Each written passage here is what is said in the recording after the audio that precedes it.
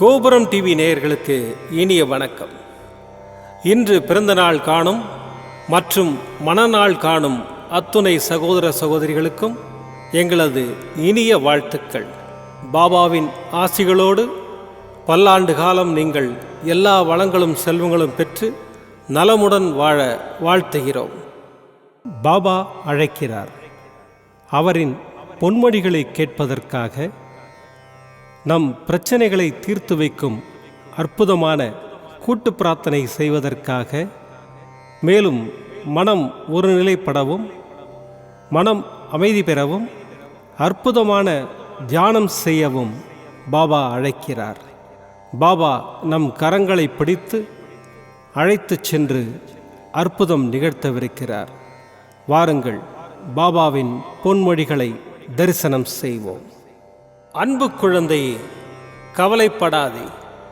எந்த ஒரு சூழ்நிலையிலும் கவலைப்படாதே, பயப்படாதே. அப்படிப்பட்ட நிலையில் நீ என்னை மனதார நினைத்தால் மறுகணமே நான் உன்னுள் இருப்பேன். உனக்கு அதை தாங்கும் வலிமையும் பிரச்சனைகளை எதிர்கொள்ளும் தைரியத்தையும் உன்னுள்ளிருக்கும் நானே அளிக்கின்றேன். எனது பக்தனின் வாழ்வில் நடக்கும் எந்த ஒரு செயலும் எனது அனுமதியின்றி நடக்காது. அவனது வாழ்வில் என்ன நடந்தாலும் அவனது நன்மைக்காக மட்டுமே நடத்துவேன். அவன் வாழ்வில் அனுபவிக்கும் ஒவ்வொரு சுகங்களும் எனது ஆசீர்வாதத்தால் அளிக்கப்பட்டது. தாய் எப்படி தன் குழந்தைக்கு ஒவ்வொன்றையும் பார்த்து பார்த்து செய்வாளோ, அதை போன்றுதான் நானும் பக்தர்களாகிய உங்களுக்கு பார்த்து பார்த்து செய்வேன். எதற்கும் பயப்பட வேண்டாம், கவலை வேண்டாம். என்னை முழுமையாக நம்பு. நடக்கப்போகும் அற்புதங்களை மகிழ்ச்சியோடு அனுபவிக்க தயாராகு. இது என் சத்திய வாக்கு. உன் அப்பா சாய் இருக்கிறேன், கவலைப்படாதே. ஓம் சாய்ராம். பாபாவின் அற்புதமான பொன்மொழிகளை தரிசனம் செய்தோம். அடுத்த நிகழ்வு கூட்டு பிரார்த்தனை. நம் மனநலன் சார்ந்த பிரச்சனைகளுக்காகவும், உடல் நலன் சார்ந்த பிரச்சனைகளுக்காகவும் மற்றும் நம் அனைத்து விதமான பிரச்சனைகளுக்காகவும் சாய்நாதரிடம் கூட்டு பிரார்த்தனை செய்வோம். வாருங்கள், இந்த அற்புதமான கூட்டு பிரார்த்தனையை செய்வோம். பிரார்த்தனாஷ்டகம். 8 பிரார்த்தனைகள். சாந்தமான மனம் கொண்ட சாயிநாதரே, அறிவின் சிகரமே, அன்புள்ளம் கொண்டவரே, கருணை கடலே, உண்மையின் இருப்பிடமே, மாயை என்னும் இருளை அகற்றுபவரே, ஜாதி மத பேதங்களுக்கு அப்பாற்பட்டவரே, எங்களின் புரிந்து கொள்ளும் திறமைக்கு அப்பாற்பட்டவரே, அன்பின் இருப்பிடமே, ஷீரடி வாழ் இறைவனே, என்னை காப்பாற்றும், என்னை காப்பாற்றும். ஞான சூரியனே, ஞானத்தை வழங்குபவரே, பக்தர்களின் மனங்களில் உலவிடும் பரமஹம்சரே, அனைத்து நன்மைகளுக்கும் காரணமானவரே, தங்களை சரணடைந்தவரை காப்பவரே, படைக்கும் தொழில் புரியும் பிரம்மாவும் காக்கும் கடவுளான விஷ்ணுவும் நீங்களே. 3 உலகங்களையும் யுகங்கள் முடிவில் தன்னுள் ஐக்கியமாக்கிக் கொள்ளும் ருத்திரனும் தாங்களே. நீங்கள் இல்லாத இடம் இந்த பூமியில் ஏது? எல்லாம் அறிந்த இறைவன் நீங்கள். எங்கள் எல்லோரின் இதயங்களிலும் வசிப்பவரும் நீங்களே. எனது எல்லா குற்றங்களையும் மன்னிக்க வேண்டும் என்று வேண்டி கேட்டுக்கொள்ளுகின்றேன். அலை அலையாய் தொடர்ந்து வரும் சந்தேகங்களையும் மனமயக்கங்களையும் போக்குவீராக. நீங்கள் கோமாதா, நான் பிறந்த இளங்கன்று. நீங்கள் சந்திரன், நான் சந்திரகாந்த கல். தங்கள் பாதங்கள் கங்கை நதி. பணிவுடன் இந்த தாசன் உங்கள் பாதங்களில் தலை வணங்குகிறேன். உங்கள் கைகளை என் தலைமீது வைத்து ஆசை கூறுங்கள். என் கவலைகளும் துன்பங்களும் பறந்தோடட்டும். இந்த கணு தங்களின் தாசன். இந்த 8 துதிகளையும் கூறி நான் உங்களை சாஷ்டாங்கமாக நமஸ்கரிக்கின்றேன். எனது பாவங்கள், துன்பங்கள் மற்றும் ஏழ்மை நிலை இவை யாவும் உடனடியாக விலகி ஓடட்டும். ஓம் சாய்ராம், ஓம் சாய்ராம், ஓம் சாய்ராம். அற்புதமாக கூட்டு பிரார்த்தனை செய்தோம். பாபா நம்முடைய கோரிக்கையை ஏற்று நிச்சயமாக நமக்கு அற்புதங்களை செய்வார் என்பது சத்தியம். இனி கண்களை மூடி பாபாவை மனதில் நிறுத்தி பாபாவின் அற்புதமான சக்தி வாய்ந்த மந்திரத்தை அனுபவிப்போம். ஓம் நமோ பகவதே சாயிநாதாய அமிர்தவாக்யவர்ஷாய सकललोकपूजिताय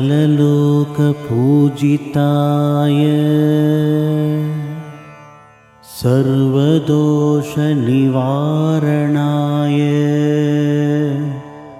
शिरडिवासाय साईनाथाय ते नमः। ॐ नमो भगवते साईनाथाय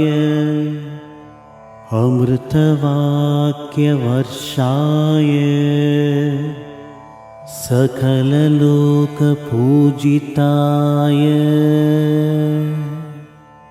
सर्वदोषनिवारणाय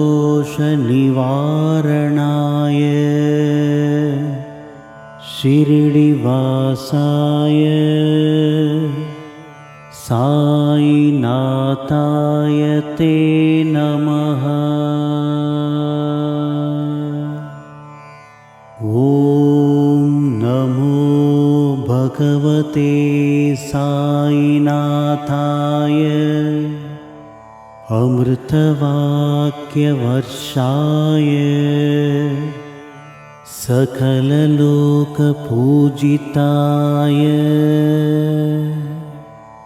सर्वदोषनिवारणाय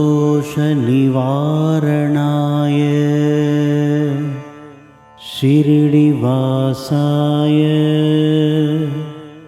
साईनाथाय ते नमः। ॐ नमो भगवते साईनाथाय अमृतवाक्यवर्षाय सकललोकपूजिताय सर्वदोषनिवारणाय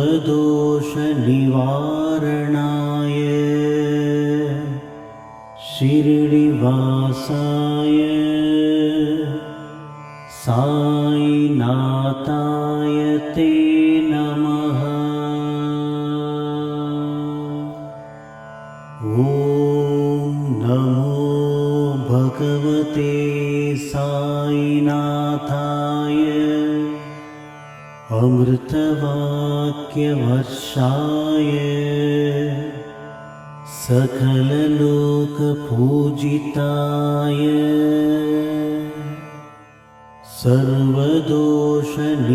सर्वदोषनिवारणाय शिरडिवासाय साईनाथाय ते नमः। ॐ नमो भगवते साईनाथाय अमृतवाक्यवर्षाय सकललोकपूजिताय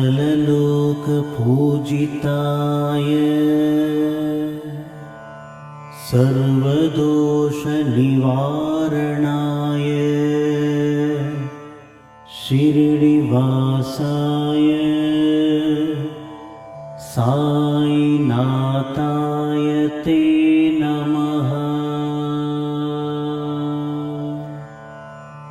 ॐ नमो भगवते साईनाथाय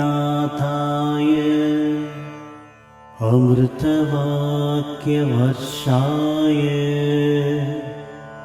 सकललोकपूजिताय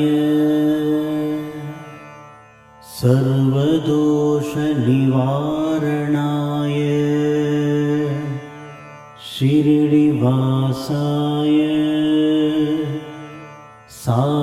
साईनाथाय ते नमः। ॐ नमो भगवते साईनाथाय अमृतवाक्यवर्षाय सकललोकपूजिताय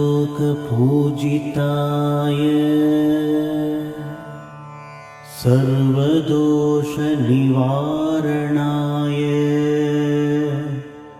शिरडिवासाय साईनाथाय ते नमः। ॐ नमो भगवते साईनाथाय अमृतवाक्यवर्षाय सकललोकपूजिताय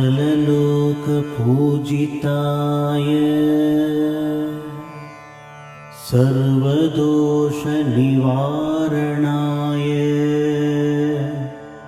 शिरडिवासाय साईनाथाय ते नमः। ॐ नमो भगवते साईनाथाय अमृतवाक्यवर्षाय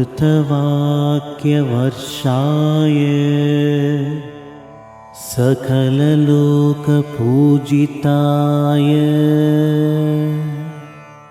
सर्वदोषनिवारणाय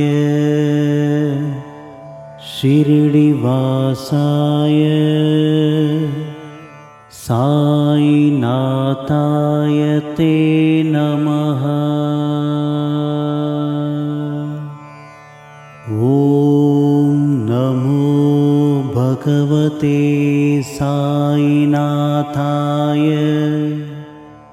अमृतवाक्यवर्षाय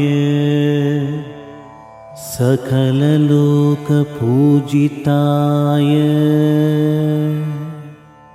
सर्वदोषनिवारणाय शिरडिवासाय साईनाथाय ते नमः। ॐ नमो भगवते साईनाथाय अमृतवाक्यवर्षाय सकललोकपूजिताय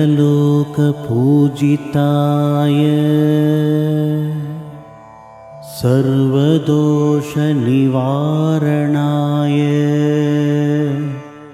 शिरडिवासाय साईनाथाय ते नमः। ॐ नमो भगवते साईनाथाय अमृतवाक्यवर्षाय सकललोकपूजिताय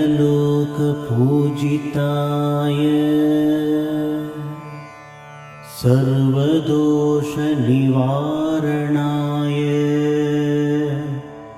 शिरडिवासाय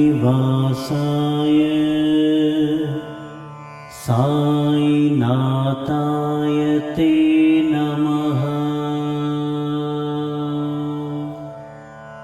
ॐ नमो भगवते साईनाथाय अमृतवाक्यवर्षाय सकललोकपूजिताय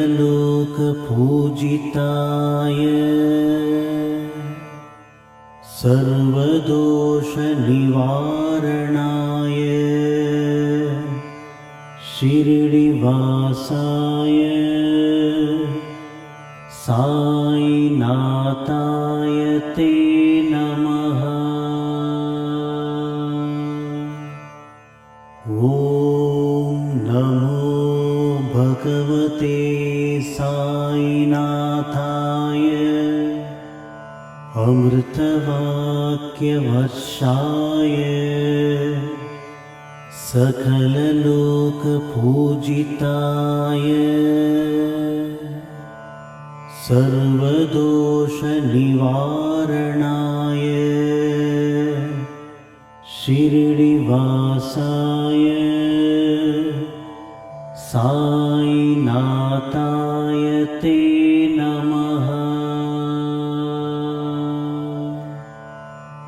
ॐ नमो भगवते साईनाथाय अमृतवाक्यवर्षाय सकललोकपूजिताय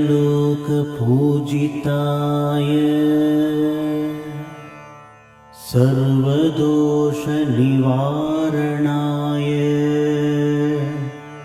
शिरडिवासाय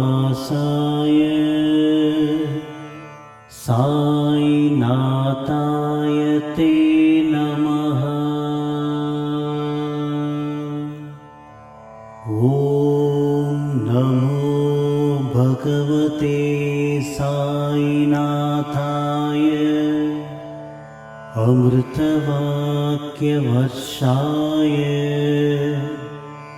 सकललोकपूजिताय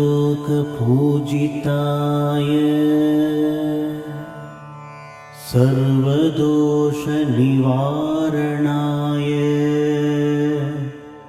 शिरडिवासाय